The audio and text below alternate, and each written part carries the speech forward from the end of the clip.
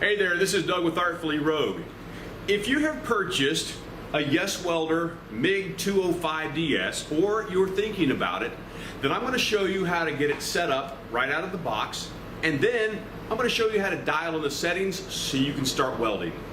When you open your box and lay out your parts, you should have a welding unit, a ground cable, your MIG gun, your gas line, your 110 to 220 adapter, your stick welder line, and your instruction manual with some Teflon tape and a drive wheel.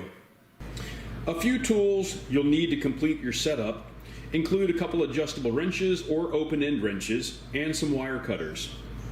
First, hook up your ground cable. Simply insert the male side of the ground cable into the female side of the welding unit. Give it a turn until it locks into place. Next, remove the protective covering where your MIG gun will go, and remove the protective covering on your MIG gun. You'll want to line up your MIG gun into the machine. Big hole on the bottom, 3 small holes on the top.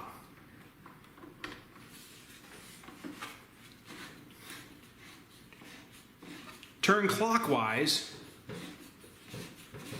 to tighten the MIG cable into the machine. Okay, next, we're going to hook up the gas line to the back of the machine. Simply insert the male side of the fitting of the gas line into the female fitting on the back of the machine. Finger tighten, at which point you'll want to use a wrench for the nut on the back of the machine and tighten the gas line so that it's snug. Be careful not to over tighten so you don't damage the fitting. Next, connect the other side of your gas line to the gas regulator on your tank of shielding gas. Thread the gas line fitting by hand until tight. Then, use your adjustable wrench to snug the connection. Again, be careful not to over tighten as to not damage the fittings. With regards to type of shielding gas, you can either use a 75-25 mix of CO2 and argon or straight CO2. The 205DS is set up to handle either shielding gas. So next we're going to load the MIG wire. Your MIG wire is something you'll do on a more frequent basis, as this is one of your consumables. In order to load the MIG wire, turn the welding unit so you can access the side of the machine with the drop-down door. Open the side door and let it rest on your work surface. Remove the spool cover by turning the nut counterclockwise. Be careful not to lose the spring and remove the spool alignment plate. Place the nut, the spring, and the spool alignment plate on top of the machine so you can access them easily. Place the spool of MIG wire inside the welding unit and onto the spool alignment plate at the back of the welding unit. Make sure that the wire direction will unwind off the spool at the bottom of the welding unit. Holding the spool in place, place the spool alignment plate that you removed earlier back into position, replace the spring and the nut onto the axis bolt, and then tighten by hand until everything is nice and snug. Before we remove the wire from the spool, we want to release the tension knob, which will allow the tension wheel to spring out of place. Once we remove the wire from the spool, make sure you keep tension on the wire, because if you don't, you will have one heck of a mess.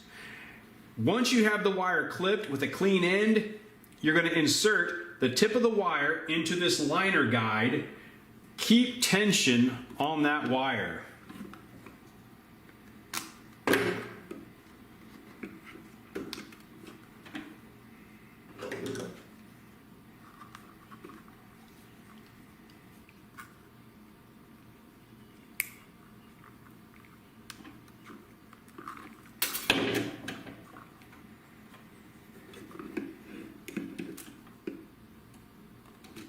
Now, insert the cut end of the MIG wire into the liner guide, which is protruding to the left of the drive wheel. Once the MIG wire has been inserted into the liner guide, Keep pushing until you see the MIG wire over the tension wheel. Use the finger of your free hand to guide the wire into the brass liner guide that is opposite of the liner guide. So the wire comes from the spool into the liner guide, across the drive wheel, and into the liner guide that goes into the MIG gun. Make sure that you push the wire a good couple inches into that MIG gun guide. Once you feel that you have enough of it inside, drop down the tension wheel and bring up the tension knob. You can adjust your tension here at the tension knob, and if you need to change out your type of wire, then you can also use this knob here to change out your drive wheel, which you'll see has a couple of different grooves. Okay, so with the MIG wire loaded into the tension roller, now we're going to feed it through to the gun. So close your door, and you want to take the gun and you want to remove this shielding cup and place that off to the side, and then remove the welding tip and place that off to the side. Now we're going to go to the back of the machine and turn on the machine. With the machine on and looking at the front display panel, you're going to see the wire feed button, which is right here. You want to push this wire feed button and you're going to hear the wire roll through the machine.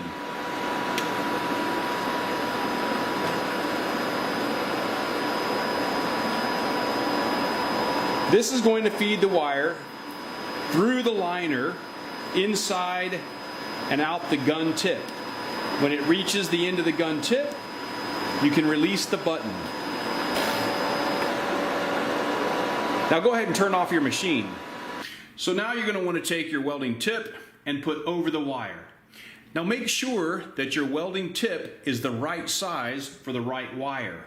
We're using 035, so I'm going to use the 035 welding tip. Slide that over the end and thread that into your welding gun. Then take your shielding cup, slide that over the wire, and thread that onto the gun. Now you want to cut off the excess wire, leaving about 1/4 inch past the shielding cup. Let's talk about the controls on the front of the machine. The select button allows you to choose between amperage, material thickness, voltage, and inductance. Once you've made your selection, you can use the adjusting knob to adjust up or down your chosen selection.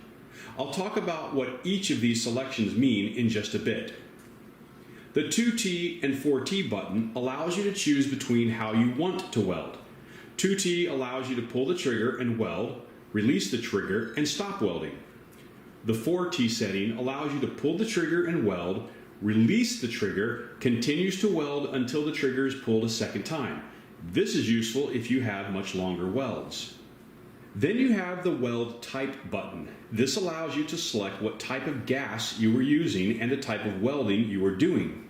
As mentioned earlier in the video, you can use CO2 for MIG welding, which is the setting MIG CO2, or you can use a CO2 argon mix, which is shown on the machine as MAG. You can also switch to stick welding. You can switch to lift up TIG, and this welding unit can also be set to gasless, which means you can use the machine without shielding gas. However, you will need to use a flux core welding wire. The next button allows you to select the MIG wire size you are using. You can choose between 0.023, 0.030, or 0.035 wire sizes. To the right of the wire selection, you'll see a button labeled gas. This allows you to test the gas flow and check your regulator. This is a great way to adjust your regulator setting while you test the gas. I typically set my gas between 15 CFH and 20 CFH. And the last button is the wire feed button, which you should have already used when setting up the MIG wire. Now let's go over the amperage, voltage, material thickness, and inductance settings in more detail. By default, the welding unit is set to run on amperage. When you make any adjustment, you adjust the amperage, the voltage automatically adjusts. If you want to adjust your settings based on material thickness, press the selector button until the indicator light is next to the material thickness icon. Because this welding unit works on the metric system, your material thickness will be shown in millimeters. If you want more control over the voltage, use the selector button to cycle through to the voltage indicator and use the adjusting knob to increase or decrease your voltage. You can adjust in increments of +1, +2, all the way up to 10, or decrease -1, -2, all the way down to -10. The last setting is inductance. If I'm welding a butt joint, I'll leave the inductance at the default, which is 0. If I do an inside corner, I'll turn up the inductance to about +4 or +5. If I'm doing an outside corner, I'll turn down the inductance to -4 or -5. The 205DS also eliminates the need to adjust your wire speed. By default, your wire speed is adjusted based on your amperage settings. That about wraps up the settings on the 205DS. Okay, one last thing before I turn you loose so you can go weld. I'm going to show you how to change out the drive wheel so that if you want to change the wire size, you can make that adjustment.